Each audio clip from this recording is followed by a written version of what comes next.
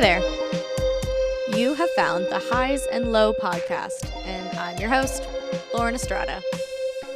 I have a passion for my hometown of Kansas City, so this show is all about giving those local businesses and entrepreneurs an additional platform to share their vision, their why, and of course, their highs and lows. Join us every Wednesday for new episodes. So, hey, what's up? Hi. Hey. We're here with Justin Fitzwater. Hello. And this is a very big day because you are my first interviewed part of the podcast. It's an honor. I hope to do it justice. Justins. That's right. So Justin and I have known each other a long time. Yeah. Yeah. Trying to think back. 9 years? Yeah, 9. Oh 10, my gosh. 9 or 10? 10? Probably That's weird. Right around close to there. Yeah. That is super weird to think about. I've known you almost as long as I've known my husband. Yeah. That is very Way weird. back to the serving days. Yeah. So Justin and I knew each other from, way back in the serving days. Worked at good old Cheddar's. That's right. Scratch Kitchen. It's no longer there anymore. No, I know. That is very sad. Yeah. I'm a little depressed, but also yeah. We went after a Mavericks game, and it was perfect. I'm not gonna lie. It was exactly what I needed it to be in. Yeah. The fire alarm went off right in the middle of the dinner, or before it even started. Actually, right as croissants at the table, fire alarm goes off, and it's obnoxiously loud. I mean, it hurts your ears. Of course, yeah. Yeah, and some people went outside. We decided to tough it out and just plug our ears. They probably just burnt the pot pies in the kitchen, to be honest. So, even that, though the food was exactly what we wanted it to be, there was still, some sort of adverse situation that happened. Yeah. It wasn't perfect. You're like, this feels very familiar. Yeah. It was fun, though. So I have Justin on the podcast today. We are talking about Fitzwater Leather. Hey. That's it. So kind of maybe let's start from the beginning, kind of talk about your background artistically. Obviously, you've worked in a couple different mediums. How did we get to here? So I guess around about the time I stopped playing football and going to school at Baker, I came back and took a whole plethora of classes, and one of those was an art class where I was able to kind of start honing in some art skill. I always was a kid that liked to draw and stuff like that, just kind of therapeutically in my spare time. But around the time that I actually started taking more collegiate level courses in it, not that it was at an art school or anything, just at a community college, but around that time is when I felt like I could do something with art. And then decided I wanted to make a business out of it somehow. And that brought on where we were printing t-shirts and selling art prints and stuff like that. And then just stumbled upon a leather video. I mean, obviously this is a very short, condensed timeline here, but right, over many years. Yeah, over a lot of time and hard thinking on it. I came across a video, just some guy making things out of leather on YouTube, and thought, well, I could do that, and then just went about it from there. Yeah, you're like, this seems something cool. Yeah. I need to explore this more. I always wanted to make things actually with my hands. Mm-hmm. Drawing was cool, and painting, I liked doing that too, but the art seemed to make more sense to my brain when I was creating something. Mm-hmm. Even if what I do now is primarily just visual art on top of leather. Yeah. I carve into it, but you know what I mean? It's I don't make a lot of things with leather. I make things on leather.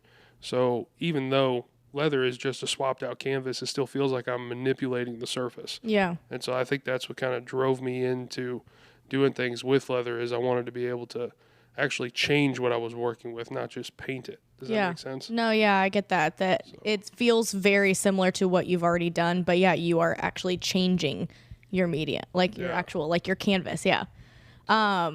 So obviously you do a lot, Justin, in his day job, if you will. That's right. Is a firefighter.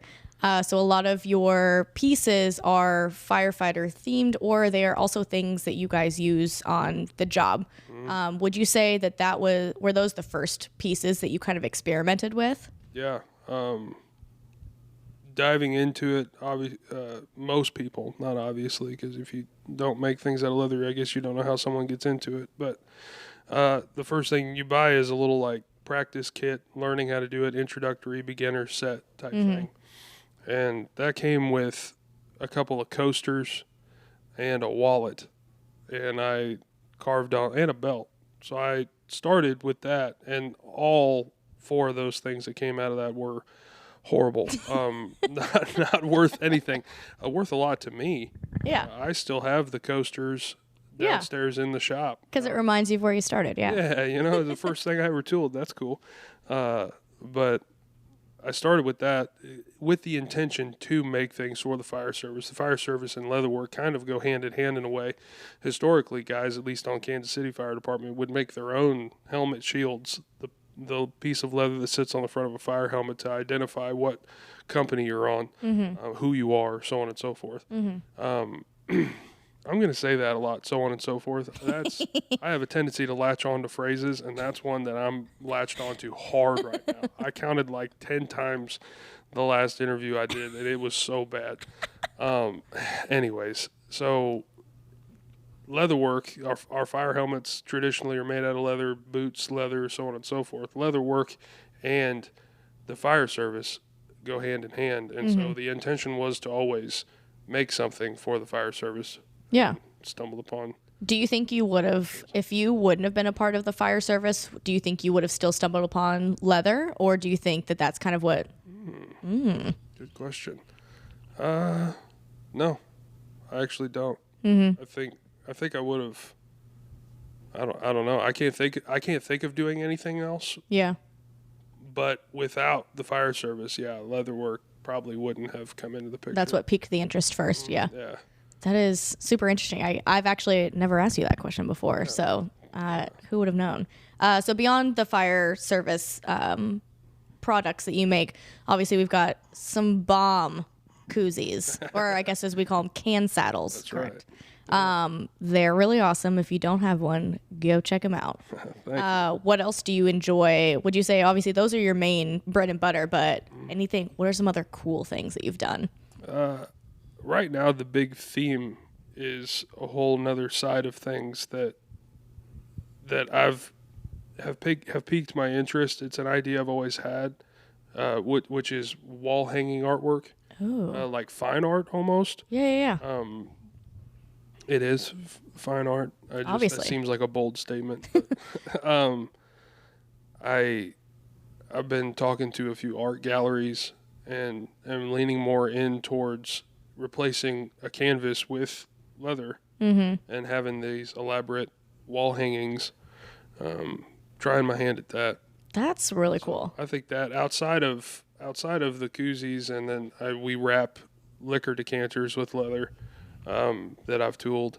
Outside of some of those types of things, we're looking more into this wall hanging art. I do large fire helmet shields, so the same product that I make most often, we do an extra large version that's meant as a display for people who retire or so on and so forth. So that's kind of what started that idea. It's a symbolic work of art for somebody's career. So then we can take that, and why not do something cool that feels inspiring on top of that, and see if anybody else likes it. That is a good point. That it's like if you're already used to working on a larger canvas like that, of why that would drive you into, you're like, well, could we do bigger? Yeah. I've seen some people do it. There's artists all over that are doing the same thing, but I want to try my hand at doing something large, something big with the amount of detail that I like to try to fit into a canvas. I like to see that on a large scale, see just what's possible. Yeah. So. Honestly, that sounds really cool. Something I wouldn't have ever thought about, of a big piece of leather as like a canvas, but also now, like, knowing you, that makes sense. I think it'd be cool. Yeah. Even like a sign maker for a business, but tool it out of leather. Maybe. I don't know. It's just things that are running in my head lately. So many ideas. Why not? What would you say? Do you have like an all-time favorite project that you've ever like created, or maybe some of your top ones? the first shield that we made for somebody overseas and mailed to Germany. That's awesome. He was American. Yeah. on a military base of sorts. But it was for his fire helmet, and then we addressed it to Germany, so that was cool. Yeah. And I feel very confident about the work that was put on that shield too. Mm-hmm. So not only is it cool because it was our first mailed overseas order, but I liked the shield too. Yeah. What else? The work we've been turning out lately, our most recent stuff, I think I'll always feel this way. The most recent stuff is the stuff that I'm most fired up about. Mm-hmm. I still like a lot of the stuff that I did early on, but as the skills progress and as we get better and we figure out more strategies and we get more ideas and people start to see what we can pull off, so therefore the ideas are getting even more elaborate. Mm-hmm. Just as all those things start to line up, each product that we're pushing out now, just to me, it just keeps getting better and better. Yeah. I mean, subjectively speaking, it's my work, but right. But you know what I'm saying. I feel more confident what we're pushing out is, in my opinion, more appealing and even more detailed and better than the rest. So yeah. As far as to answer specifically to your question, we just did a retirement shield for a guy recently. Excuse me, that had rat fink, like old. Have you ever seen that? The old rat rods and hot I don't rod. think so. Oh yeah, He's yeah. like a green mouse with scary looking teeth. Yeah. I mean, every single detail I got right on that one, and I feel really, really good about it. It's kind of a coup de grace up to this point. It's a masterpiece in comparison to some of the other stuff we've done. So as we keep pushing forward, I like that one for sure, and we're going to steer more towards that direction. Yeah, it definitely, as you said, speaks to the growth that you're experiencing as an artist. Is there anything that you can think of specifically that when you look back, you're like, wow, I would have never expected that from learning, education, experience? You're like, I guess, think about your growth journey as an artist. What really comes to your mind? I mean, obviously, changing of mediums definitely is a big thing, but I guess I was always taught to take a very traditional route with life, get a good job, settle down, get good insurance. Traditional millennial stuff. Yeah, millennial stuff. Go to college, learn, get a degree, that whole thing. And I guess a pivotal moment that would be a surprise given all that is that I'm operating a business and pushing artwork that I learned how to do almost entirely on social media and YouTube and stuff like that. Right. Not something you learned in school as like for your art classes. Yeah. Yeah. I mean, some of those art classes helped out a lot with like paint application and helps with a lot of the problem solving. You can always go back to the basics that you learned to help figure out, okay, how can I accomplish this task in front of me? But I guess I just didn't see, I had like ADHD and couldn't think all the time, and I've been hitting the head a lot, so there's that. That'll do. It's like things get a little foggy sometimes. So I guess I've surprised myself, and I feel really good that I managed to learn something on my own and keep pushing for that. Always did what everybody told me to do. Yeah. So Fitzwater Leather is an embodiment of a personal decision to keep pursuing something without any sort of outside influence. I feel it. Is that better? Anything you say is great. Thanks. These answers are not coached, guys. Yeah. No, it's just the truth. Yeah. Do you feel, speaking on ADHD, do you feel that your art kind of helps you focus at all? Or how do you navigate owning a business when you do have struggles of, staying focused, as you say? I have a very lovely partner. My wife is awesome, and she helps me with a lot of the areas where that ADHD comes into play. I don't take Adderall or anything like that. So I just kind of developed a few strategies and then just hold on tight. You know what I mean? Yeah. So she helps a lot with the things that are difficult. Yeah. Ironically enough, being able to do something creatively, my any struggles I would have mentally, it caters to it. It's all intuitive.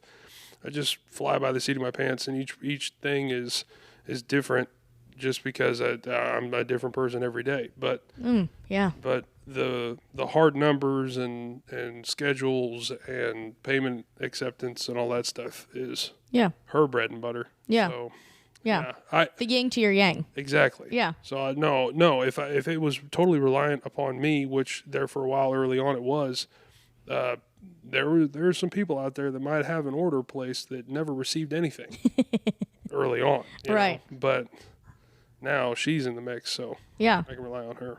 Speak a little bit more on that. Like, obviously, so Justin does have kids. Obviously, you are married. You have, quote, a day job. You have multiple things. How do you work on, obviously, balancing the different parts of you and your life with your business? So if I didn't have such a dedicated, my wife's the most integral person I've ever met in my entire life. And I'm not saying that just because she's my wife. That's a special person when it comes to the discipline and integrity that she has. And I can attest to that. Yes, I agree. I lean on that hard. When she ain't right, I ain't right. So, and I think that could be defined as codependence, but but it's more than that, because I'm independent in my own ways. With the fire department, and my whole career pursuits there are all me. She, though, helps with that by making sure the kids are taken care of and stuff at home. That's if I don't do well, or if I do well, it doesn't affect her at home. So I have my own individuality with that. But I think having a solid teammate and just not having to handle it on your own is what helps the most. I mean, the boys are older, so they go to school. So that school helps a lot with juggling kids at home. My daughter's starting to go to preschool now, so that helps out. But I think it's, when it comes to the leather business, it's just an internal drive. Like I can't imagine coming home and just hanging out. Yeah. Like there's a need there. And a need that's been properly communicated to my wife to where she's on board with that need. And I feed into hers too. I mean, she goes and does her thing. So yeah, I don't know. Good communication, having a good partner, having the drive and the feel like I need to do it, all combined into one package helps you. Like I said, it changes day by day. So it just helps you navigate. Today we need to do this, tomorrow we need to do that, and you figure it out based on your needs and communicate that. Yeah, that's a good point, that having someone that is very supportive but also is like, I understand what you need to be successful, not just as an individual but in your business. Yeah. And good thing she likes what you do. So yeah, thank God for that. Oh yeah, it's so kind of going back on, obviously, your quote day job or your work with the fire service, how would you say that affects or has affected anything even in the past of where you've made your decisions with Fitzwater Leather and made the decisions of what the trajectory is for what you want to do in the future?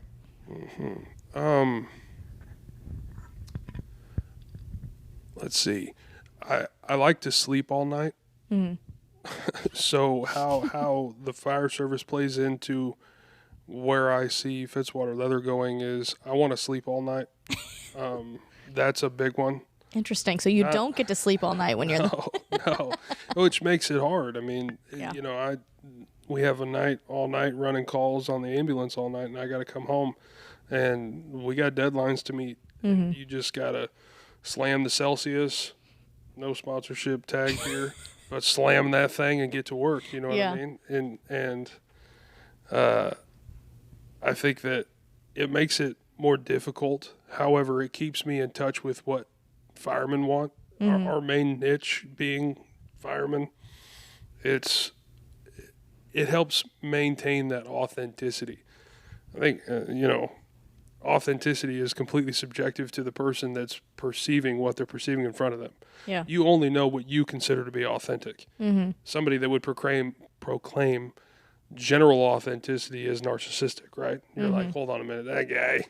Yeah, you know what I mean? If he's like, I am the most authentic version you could ever meet. You're like, all right, settle down. Yeah. Only you can perceive what is authentic. And it helps me to be able to maintain a foot in at this point. Yeah. Because I feel more authentically like I'm providing what I want to. Yeah. You know, I am a fireman. I know what guys want. I know what imagery there is. I have a long lineage of the fire service in my family. So having all those ties to it only helps me create better artwork that the guys on that side of the line will perceive as more authentic, in my mind, at least to me. Yeah. So I guess it makes it more difficult to be a fireman and do this at the same time, but it also aids in that I get all this inspiration and authenticity from that. Yeah.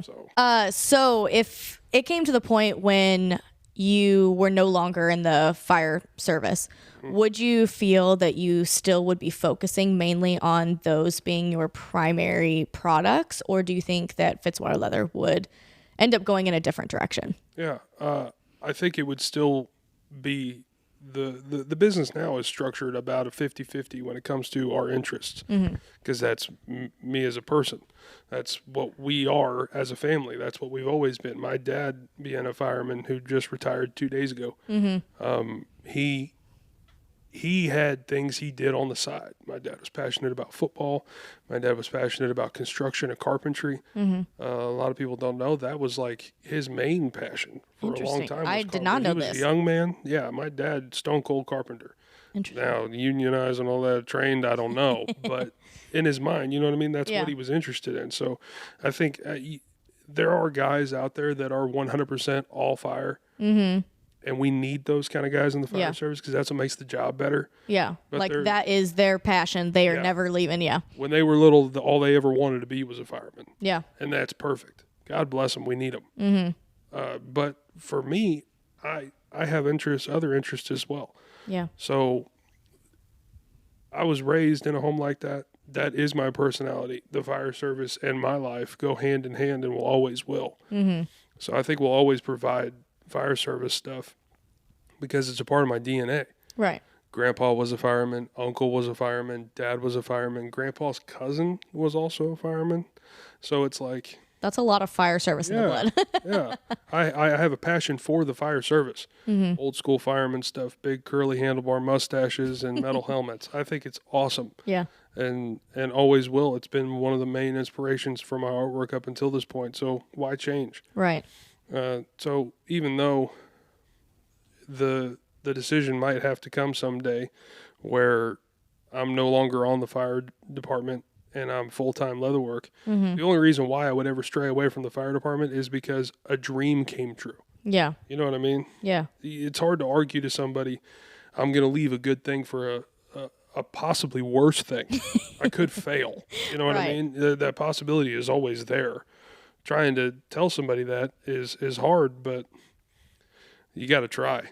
Holy shit. Yeah, that is true. Oh, sorry, are we cussing on your podcast? You know, this is a PG-13 rating. You can allow like 1 to 2. We just upped the rating. Oh no.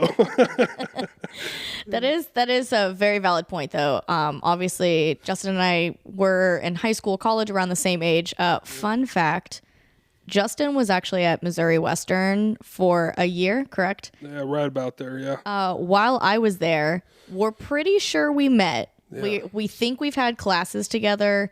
We were definitely in the same place at the same time. Missouri Western is not a large place. No. It just wasn't meant to be until meeting a couple years later. That's all right. But so speaking on obviously going to your formative years in the mid-2000s when we are going through everything we've gone through when it comes to recessions and just life changes. Obviously, we were raised to, as you say, go the traditional route, go to college, get your degree, get a job, do all the things. Whereas being an entrepreneur, if you will, or creating your own business wasn't necessarily a thing, or like if it was, you're kind of like, oh, they're kind of odd for doing that. They're creative. Yeah. Can you speak on, obviously, I think it's a little bit easier to go out and do that after, I mean, sadly, the pandemic, all those things that happened, but it did bring about a lot of people that have decided to go on and find those passions because Absolutely. their job during the pandemic was not there for them. Can you speak a little bit on how you felt, taking the leap into entrepreneurship? Obviously, you've always had other jobs while you're doing so, but what kind of talk to me about the feelings that you feel of taking that leap? Yeah, I'm following you. It's funny. Firemen and having something on the side go hand in hand. Mm-hmm. Working a 24-hour on duty and then 48 hours off duty type of schedule allows you to have a lot of spare time. Yeah. And so, historically speaking, over time in the fire department, the amount of applicants that would join the fire department back in my dad's day versus today are two totally different numbers. Oh, yeah. My dad's one of thousands, and then I'm one of 500 when I get on the job as far as applicants. Mm-hmm. So they had to have supplemental income somewhere. Weren't getting paid a lot. Overtime was slim to none. You got to do something on the side. Now, a lot of guys take the traditional route of hard labor, pouring concrete, building decks and fences, mowing yards, stuff like that. Basically just always going hard. Exactly. But my dad has always been an entrepreneur. So I was actually guided by a father figure that believed in running something with his last name slapped on the tag. Mm-hmm. And he built decks and fences for a long time. He had a rental property. Yeah. He later in his more recent life, he wanted to pour concrete countertops and start doing that because he did it in his house, So I guess in a way, it was preached to me to do that, but and take a more traditional route, but led by example of an entrepreneur. Yeah. And so that's another highlight on, without the fire service, the leather business wouldn't be a thing because I don't think I'd have the time necessarily. True, yeah. And when you're working a 9 to 5, that's a whole different animal. Yeah. I have a lot of time off and my hands get busy. Yeah. So it's almost, you kind of had that quiet support rather than they want you to go the traditional route, but also they're like, we've done that. Your dad had gone through that. So it's, I mean, obviously when you hear those stories, people are like, you want to be an artist? You want to go to school for theater? Ugh. Liberal arts degree. They're like, there's no jobs in that. Or coming from the woman who got a degree in English, there's no jobs in English unless you're a teacher. What are you going to do? You can do a lot of stuff with English. Yeah. But that is really cool to hear that without necessarily being like, yes, we want you to go full arts, but also at the same time, they're like, yes, do whatever you want. Yeah. Like, you don't have to do just one thing. Exactly. And I think, that's just how he led by example with that. But I think the pushing the traditional route, which I think a lot of us have parents that can probably relate. My dad worked his rear off. I mean, concrete, like I used to say his hands felt like elephant skin. My dad's hands would put a snag in anybody's sweater. Things were rough.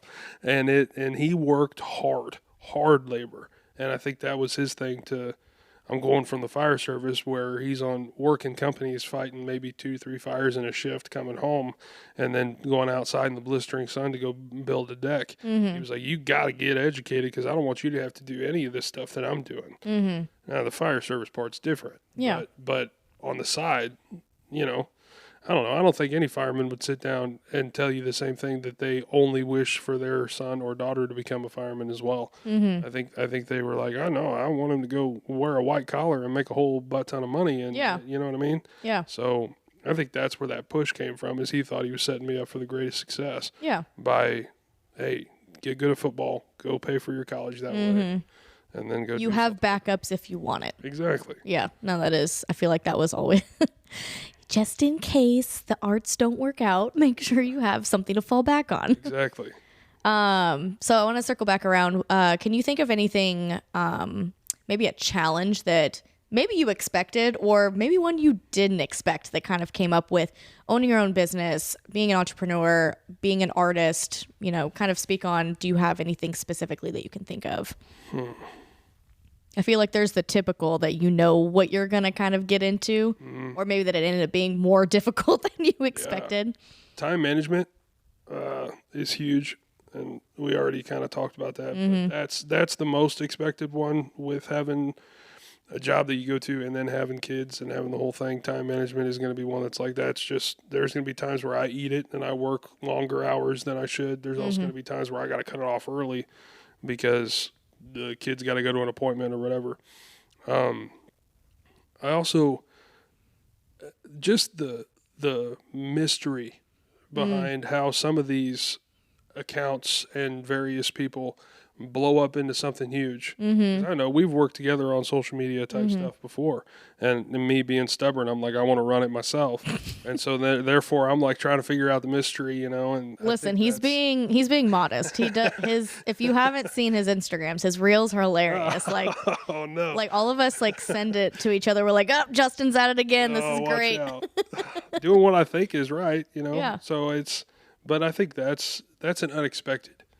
Is in this modern time where we live in, where it's so, you have such a higher probability of developing something successfully on your own in this modern time we live in with social medias and stuff like that. Yeah. But at the same time, you kind of got to know. Yeah. You know what I mean? There's like you have all this opportunity, but you got to know how to find it. Yeah. And that's the part that I think is a little bit unexpected. You think, well, I'll make my craft undeniably good, and then therefore everybody that sees it's objectively says they like that, and therefore how can any success not come your way? Right. But everybody's got to see it for everybody to have an opinion on it, And then there are so many other talented people out there. How do you stand out? Exactly. That's the thing. I think you're right. We all kind of had that, let's say maybe in the last like 10 years, that it's 10 years ago, if you had a good product, you sold. If you were a good musician, you made it, supposedly.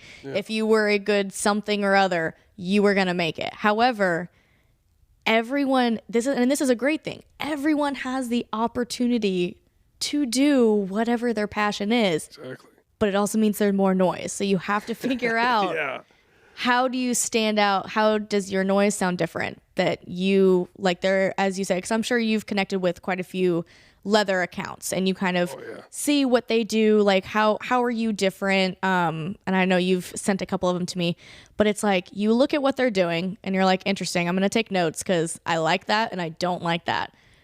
But then you also, I'm sure, have you found something you're like, ooh, we are kind of the same person? Yeah, kind of. There's a leather worker outside Fort Worth. He very successful, has his own store and everything. Goes by the name Odin.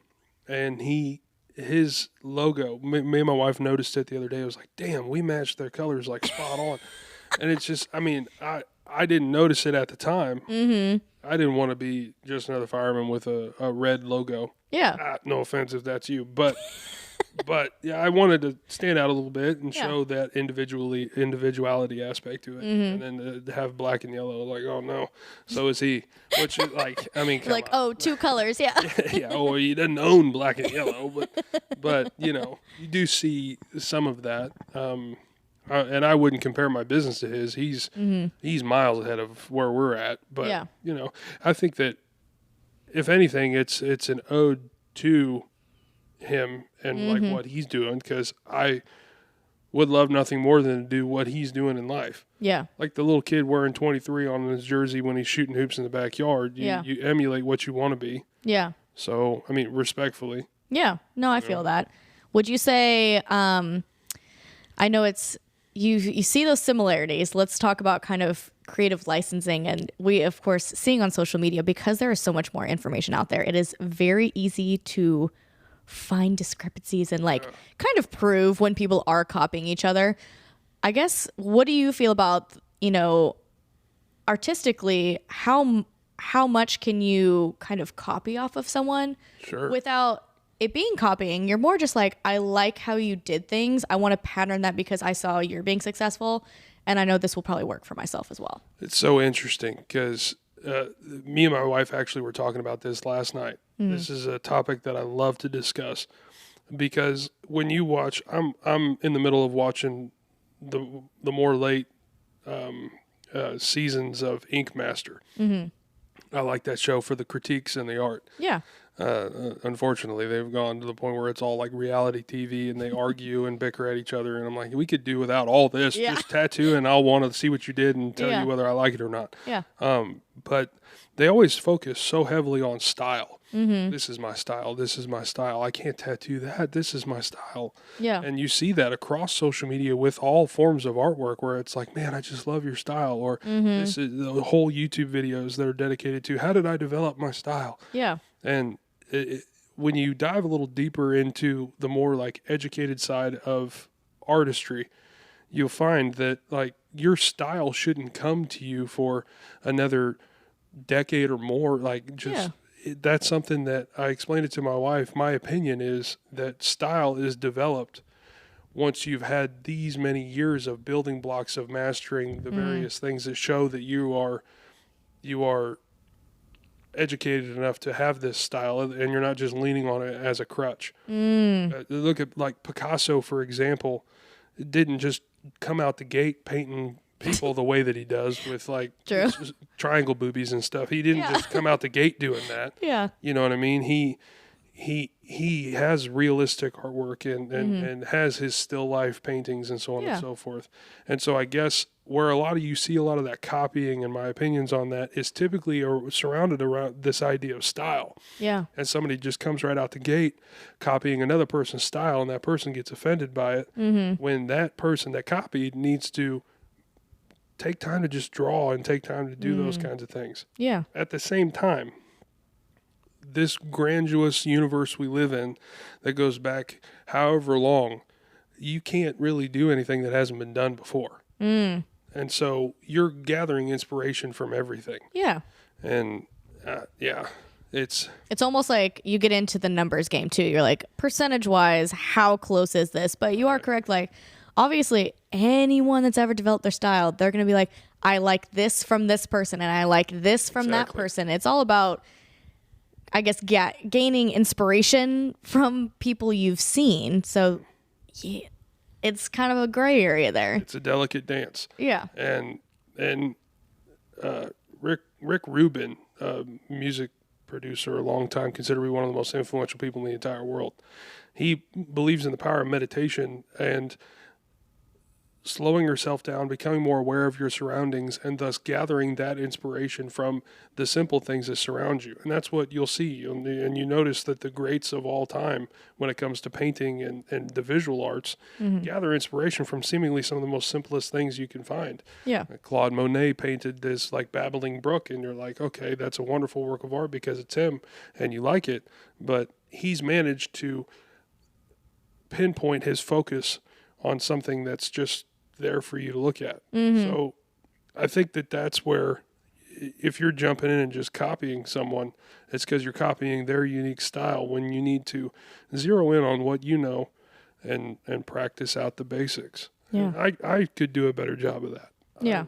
You know, I try really hard to make things look unique, but almost every work of art has a reference.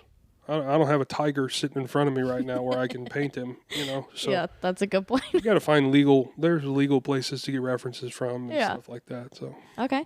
All right. Well, before we wrap up, I would love to kind of get your maybe advice or opinion.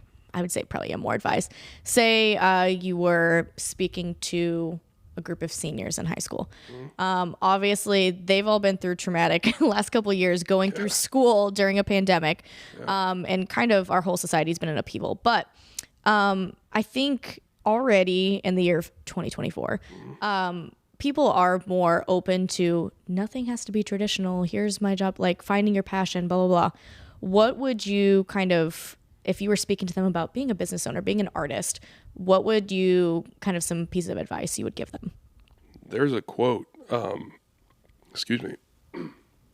I can't remember it off the top of my head exactly, but for some reason it lives in my brain. So it's like a really mumbled up version of this quote where it's a certain percent of the population that performs a certain task for so many hours a day is a certain percentage better than the rest of the population.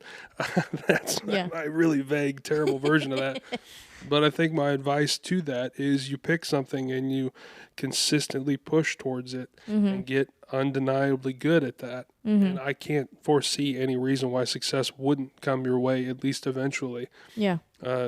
There's another one about art that says that a certain percentage of people are creative artistically. Out of that population, there's only a certain percent of them that exercise it. And out of that population, there's only a certain percent of them that outlive the rest that exercise it and just do it long enough that eventually success comes their way. Wow. And so if you make that steady commitment every day, if I'm not at the fire station, I'm in my studio working.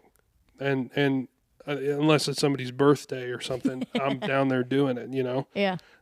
So I think that if you just consistently push and just keep your thing going, I don't see how you could be putting something beautiful, regardless of what it is, out there, making the world that we live in a more beautiful place with each individual thing that you create. I don't see how the universe wouldn't return the favor. The more you continue to put that blessing out there and speak from your own universal, crazy, open mind that's conjured up this beautiful thing and you've pushed it out into the two-dimensional world, I don't see how that two-dimensional world can't give back to you at some point.